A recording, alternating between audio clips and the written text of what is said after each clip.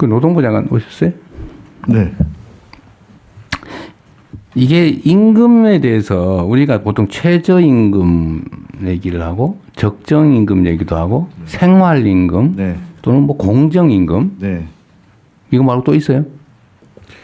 원래 이제 최저임금은 법으로 정한 최저 기준을 정하는 거고 생활임금은 최저임금보다 조금 높게 지방정부별로 네, 그건 이제 조례로 정하는 것이고. 적정 공정임금 뭐예요 그럼? 적정임금이라는 것은 뭐 법률적 개념이라기보다는 우리가 공사를 할 때 적정한 공기를 주고 거기에 걸맞는 적정임금을 보장해 주자 이런. 네. 사회 경제적인 거군요. 네, 그렇습니다. 공정임금도 마찬가지? 공정임금도 마찬가지입니다. 네. 내가 법률적 용어는 최저임금하고 생활임금. 최저임금은 이 이하로 주면 절대 안 된다. 네, 최저지요, 최저. 최저. 네. 그런데 내가 궁금한 게 전에도 한번 국무회에서 얘기했던 것 같은데 왜 정부는 정부 공공기관 뭐 지방정부 할 것 없이 뭐 사람을 쓰면 꼭 최저임금만 줘요? 네. 왜 최저임금만 주는 거예요? 이게 지금 행안부 지침인가요? 지침이에요? 왜냐하면 최저임금은 이 법으로 이 이하는 주면 안 된다는 최저선을 금지선이지 그거만 주라는 게 아니죠.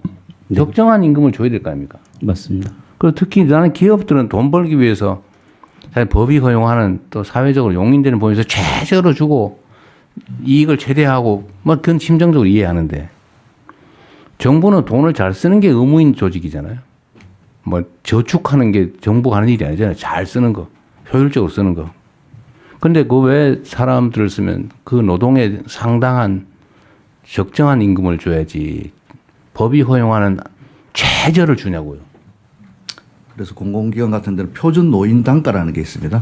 최저임금보다 조금 높게 말하자면 지방정부에서는 생활임금처럼. 생활임금 뭐 어디 한 데는 얼마 안 되고 다 최저임금 주고 있었어요. 네, 그래서 표준 노인 단가. 다른 기관들은 어떠세요? 다른 정부들? 다른 부처는 어떠세요? 대통령 그게 이제 최저임금 말고 적정임금 예, 줘요? 그게 이제 기관별로 사실은 공무직 같은 경우 다 틀립니다. 그게 이제 출발이 그 좀 소위 저 부처가 힘 있는 부서는 좀 높게 올라가 시작이 되고 뭐 여성 가족 즉 성평등부 같은 경우는 굉장히 높고 이래가지고 제가 예산 실정할 때는 이쪽을 많이 이렇게 올려줬습니다만 한꺼번에 되지는 않고 특히 공무직, 뭐 일용직, 네. 비정규 이건 거의 예외 없이 최저임금을 주고 있는 것 같아요. 그게 마치 당연한 것처럼. 일종의 기준이 되어버렸습니다. 그래서 이거를 뭐 노동부에서 좀 무슨 선전 작업을 하든지 해서 이걸 인식을 바꿔야 해요. 최저임금은 법이 허용해서 절대로 그 이하로 주면 안 되는 금지선이지 그 권장되는 임금이 아니잖아요. 네, 그럼 정부는 적정하게 노무의 대가에 상당한 대가를 줘야죠. 그래서 이것도 그래서 뭐든지 최저임금을 주는 게 마치 잘하는 것처럼 생각하는데 그렇게 하면 저는 안 된다고 생각해요. 적정 임금을 줘야지. 그래서 각 부처에서 고용을 할 때 이럴 때도 특히 비정규직에 대해서 일용직이든 뭐 이런 비정규직에 대해서는 더더욱 적정 임금을 줘야 된다. 그리고 제가 전에도 한번 말씀을 드렸는데 똑같은 노동에 대해서 똑같은 대가를 지급하는 건 일반적인 상식이잖아요. 그래야 되는 거지. 네. 물론 현실적으로 못 그런 경우가 있지만. 그러나 정부는 선도적 역할을 해야 될 거 아닙니까? 그러면 기본적으로는 동일한 노동에 대해서 동일한 임금, 동일한 적정 임금이 주어지게 해야 되는데 정부 역시도 똑같은 일을 지키는데 그 정규직, 그러니까 안정된 고용 안정성이 있는 쪽이 임금이 더 많아요. 그런데 잠깐 쓰는 똑같은 일을 하는 사람의 임금이 더 적어요. 그 최저임금 주고 그런단 말이에요. 근데 원래는 저는 반대가 돼야 된다고 생각해요. 고용 안정성이 떨어지면 그에 대한 보상도 더 추가로 줘야 된다. 이게 이제 호주 같은 데가 그렇게 하고 있다는 거 아닙니까? 네. 대체적으로 합리적인 사회는 똑같은 일을 하되 비정규직은 더 많이 주는 거예요. 근데 우리는 똑같은 일을 하는데 비정규직은 더 적게 줘요. 한 5, 60%밖에 안 준다는 거 아닙니까? 사회 평균적으로. 저는 이게 우리 사회의 발전 가능성 가로막는다고 생각하거든요. 그럼 정부부터 먼저 좀 이렇게 모범이 돼야 된다. 특히 노동부가 한번 조사 한번 해보세요. 알겠습니다. 그 저기 소속 기관 또는 아니면 노동부 자체가 고용 임시직으로 누군가를 쓸 때 정말로 적정 임금을 주고 있는지.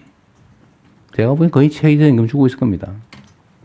정부 전체적으로 또 공공영역, 공기업 이런데도 이 임금에 대해서는 좀 생각을 근본적으로 바꿀 필요가 있으니까 노동부가 그거 좀 챙겨보세요. 알겠습니다. 우리 정부가 네. 공공부문의 모범적인 사용자로서 그럼요. 할 수 있도록 대한민국 최대 사용자가 정부 공공기관 아닙니까? 그렇게 하겠습니다. 그죠? 네. 그리고 또 한 가지는 제가 경기도 이때 한번 그 실제로 시행을 하다가 나왔는데 퇴직금은 1년이 지나야 주는 거잖아요. 예, 1년 이상 근무하는 자에 한해서. 근데 왜 11개월, 15일 된 사람은 왜 안 주는 거예요? 그래서 이제 그 제도를 이제 악용하는 경우. 그러니까 그래가지고 맨날 정부가 그러고 있어요. 정부도 사실은 2년 지나면은 정규직 된다고 이 1년 11개월 만에 다 해고하죠. 계약도 아예 1년 11개월만 하죠. 또 퇴직금 안 주겠다고 11개월씩 계약하고 있어 지금 전부 다. 그리고 한 달 쉬었다 다시 채용하죠. 정부가. 나는 민간이 그러는 거 이해해요. 돈 벌어야 되니까. 정부가 그러면 됩니까? 그건 말이 안 되잖아. 정부가 부도덕해요. 이러면 안 된다. 일단 그렇게 하면 안 되고 그냥 정상적으로 계속 일할 자리는 정상적으로 일하게 정규직으로 뽑아요.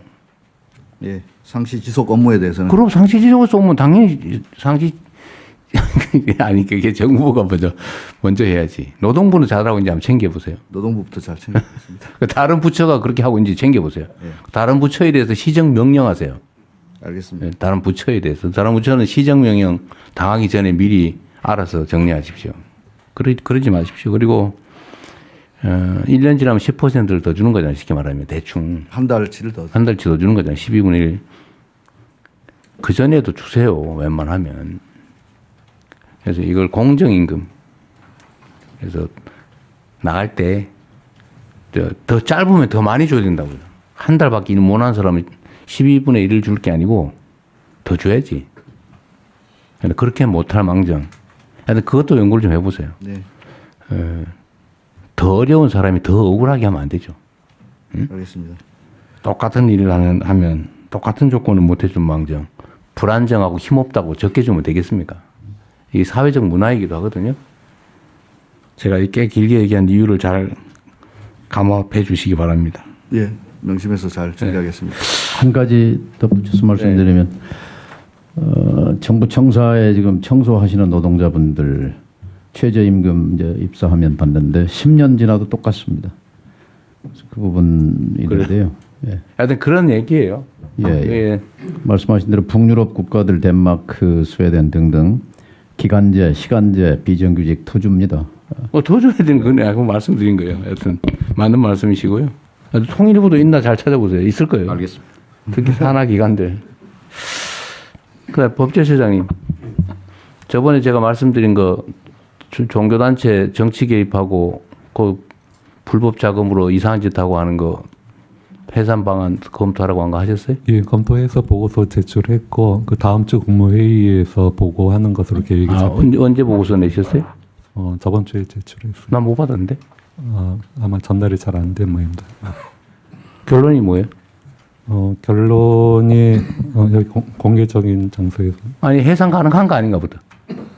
다른 얘기는 나중에 하더라도. 그러니까 그 헌법 문제라기보다는 현재로서는 이제 민법 38조에 해서 적용 문제이고, 이제 그게 이제 종교 단체가 조직적으로 굉장히 그 심한 정도의 위법 행위를 지속했을 때 해산이 가능합니다. 그렇기 때문에 실태가 그에 부합하는가가 일단은 확인이 돼야 될 것 같습니다. 하여튼 민법상 사단법인 재단법인은 해산 사유가 있고 해산 사유는 물론 법원이 최종적으로 판단하겠지만 해산 권한은 어디에 있어요? 해산 권한은 그 소관부처입니다. 소관부처 해산 명령을 하면 해산 효과가 발생하죠. 예, 그렇습니다. 그게 정당한지 아닌지야 뭐 소송하면 취소하든지 말든지 하는 거고. 예. 일본은 해산을 법원에 청구하게 돼 있는 모양이에요. 예, 법원에 청구해서 법원에 판결. 법원이 판단해. 우리는 주무부처가 주무관청이 결정하는 거군요. 예, 그렇습니다. 재산은 어쨌든 정부에 기속될 때고 해당되면 그거는 이제 그 정관이 정하는 거예요. 그 해당 그 단체의 정관에 정해진 대로 하게 돼 있고 정관에 정해진 바가 없으면 국가에 기속하는 것으로 되어 있습니다. 하여튼 재단법인이든 개인이든 개인도 범죄를 저지르고 반사회적 행위를 하면 제재가 있는데 당연히 사단법인이든 재단법인이든 법인격체도 헌법과 법률에 위반되는 지탄받을 행위를 하면 해산시켜야지. 예, 이제 그 정도에 이르렀는가가 이제 네, 그거야 나중에 법원에서도 뭐 최종적으로 따져볼 수 있는 거고 그 판단은 주무관청이 한다고 말이죠. 예, 그렇습니다. 주무관청이 어디에? 그 지금 종교단체 같은 경우에는 문체부로 알고 있습니다. 알겠습니다. 나중에 다시 추가로 예, 확인합시다. 상세 보고하겠습니다. 네. 네.